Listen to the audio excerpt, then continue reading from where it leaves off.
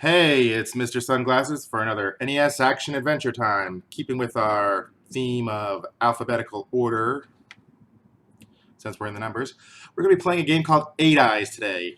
This is a weird game, and it took me a while to figure out how to play it, quite honestly. It's kind of goofy hard in a lot of ways. Um, Basically, it's some sort of like post-apocalyptic world after hundreds of years of chaos. Civilization's being rebuilt, and you're a guy with a sword and a bird. There's 8 mystical jewels. So collect them all. It was developed by a company called Thinking Rabbit, released by Taxan.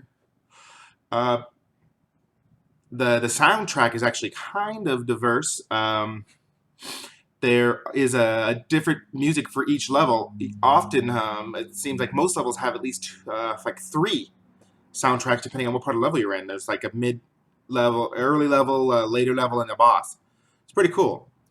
Uh, so let's get started into the world of Eight Eyes. And here we go.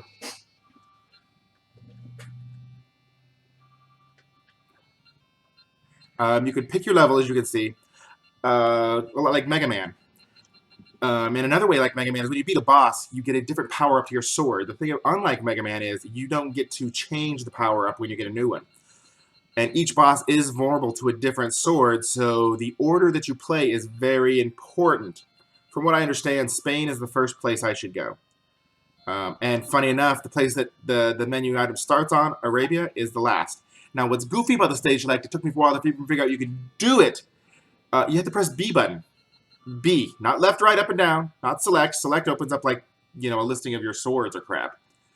B picks the stage. Okay, then. Oh, A and B, I'm sorry. A goes one way, B goes the other, either way. And then start to start. So here's your guy. Hoop-de-doo. He's got a bird. You can actually play a 2-player mode where the bird and each player controls a different thing. In 1-player mode, if you press up and attack, the bird leaves your shoulder, and then if you press, once he's left, he will swoop if you press down and attack. You have a jump. If you press up and jump, you use the item that I currently don't have. And if you press down, same thing, just other way. You can jump, you can sword. One thing I have noticed is that, for whatever reason, the enemies have a much better range than you. So it's whenever you see an enemy, normally you have to charge up and hit them before they hit you because, see, better range. And these guys take more than one hit, which makes them extra awesome.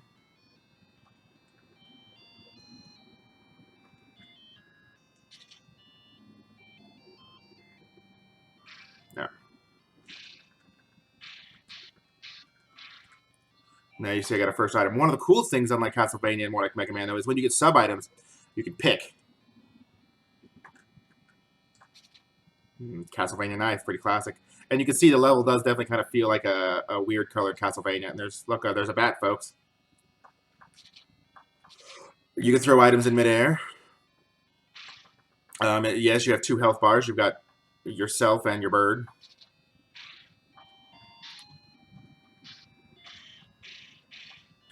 I am dying my butts off here.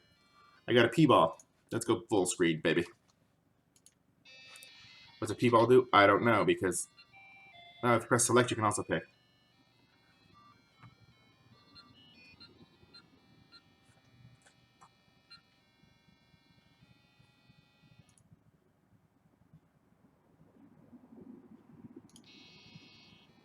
Oops, sorry. All right, well. Let's keep going up. The music does not really feel like Spain. I mean, I guess, it's not bad. I mean, the white crosses give you more item points. The brown crosses give you more.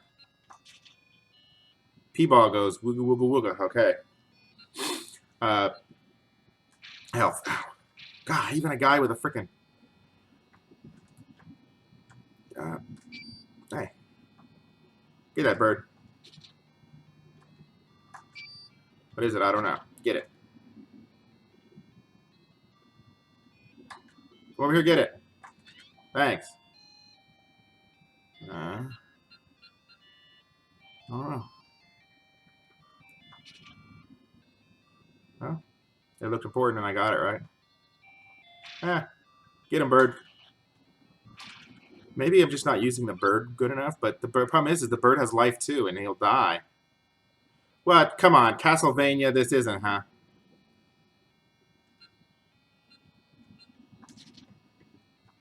That's right. Wasting my only knife against the guy who's probably gonna slaughter me. Come on, go, go, go. Yes. Come on. Brutal.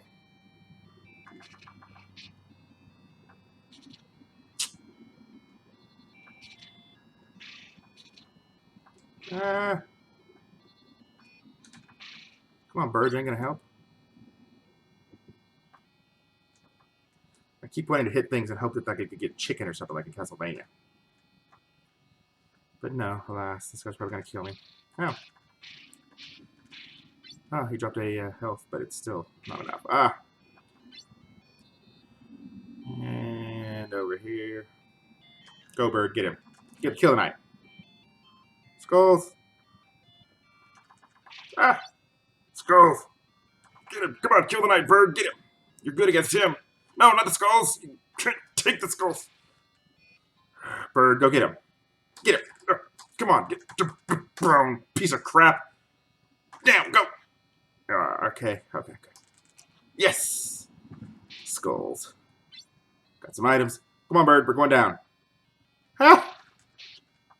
Here's the death of me. I made it. Okay, bird, you need to take care of this guy because I got, like, no health. Get him, bird. Go.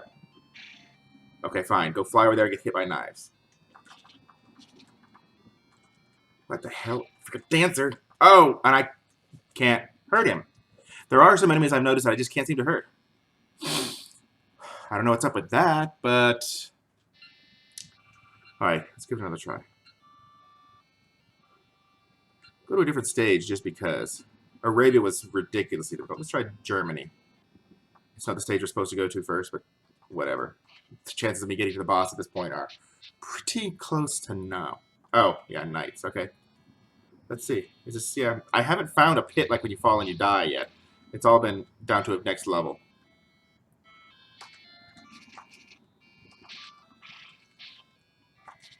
A boomerang.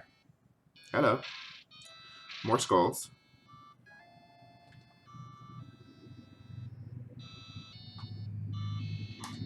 Except for the fact that sometimes you accidentally use your item when you jump. The jump is fairly responsive.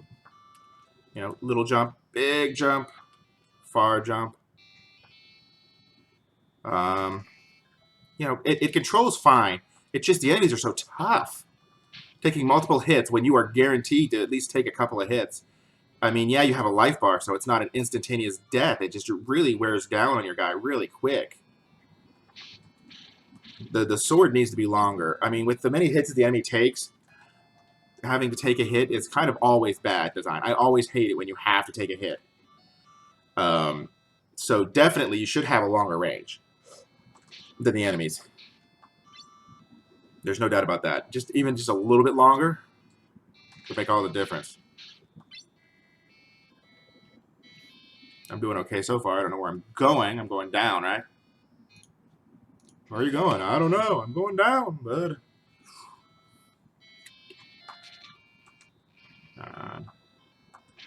Okay, there's a little bit of control goofiness there because the stairs. A gun. Well, it's not like, you know, you think that, oh, it's like, you know, in the past or whatever, but it's not. It's actually way in the future. So, why not a gun? Except that the gun doesn't appear to be hurting anything. And it looks like I'm actually just throwing balls. Maybe it's a set of guns and I'm throwing them. In the future, we don't realize how bullets work. So we just use the guns like a weapon, because we were told it's a weapon. So we just throw the gun. Yeah, that must be what it is. And we know how effective throwing the gun is, because people do it in Superman all the time and Batman, and it just makes... Okay, so this level is a loop. And it looks like I'm stuck on this side once you get going.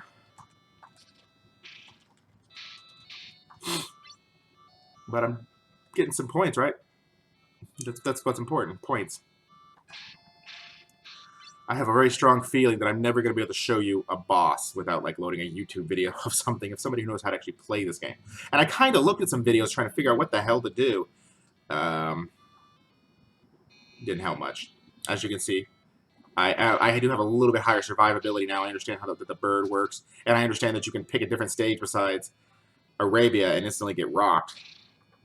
But at the same time, the sword upgrades you get don't necessarily make you any more effective against the enemies.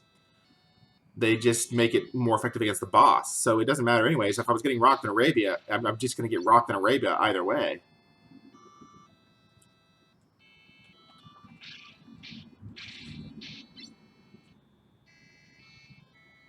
But this is the longest I think I've ever played the game in a row without dying. Okay, it's the boomerang does. I'm not going to fall this time. I'm going to go over. I think this is the starting room. No, I can't go over. Beat it, Mr. Bucket. Alright, I'm on my last legs here. Got a micrometer of a health bar left. Oh, well, there you go. Now I've got a leg to stand on. Not my last legs, just close. There's probably some secret to this or some hole. Which hole you fall down is important. Let's try this middle one. Yes, that's a different area.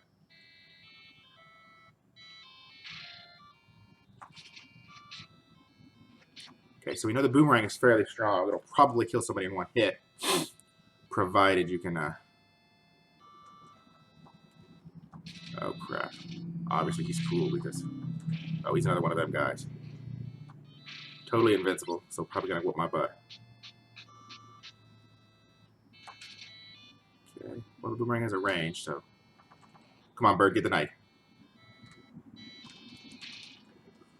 If you had two players where someone would control the bird and just go fly off and whoop some knight ass, it would really help. You can do that in this game, which is cool. I really like that aspect. That's kind of an, you know, it's two players, but each player has a very distinct and different role, which is always good in a multiplayer game. I like that a lot. But not like an, there I go, I'm dead. Not an inconsequential role, like in Mario, oh, what is it? Mario Galaxy, I want to think? The one that came out on the Wii. You know, where the second player could control the little wand and just point at things and shoot the things that occasionally stun. Now, yeah, there was some utility to it, but for the most part, I would have to say, you know, it wasn't actually a second player mode. It was more like a, oh, here, let your kid brother play. Anyhow, 8 eyes. I can see the potential. But there's a lot of NES games kind of like it that are just ridiculously hard. But once you can kind of get in the flow, it's kind of okay. I would almost put it in the vein of an early Dark Souls in that respect. I don't feel like it's too unfair. The controls are solid. It's just you gotta kind of get into the game really and give it some time to develop. I give it a okay score. I'm not gonna say super great awesome, but I had some fun playing it. 8 eyes. And this is Mr.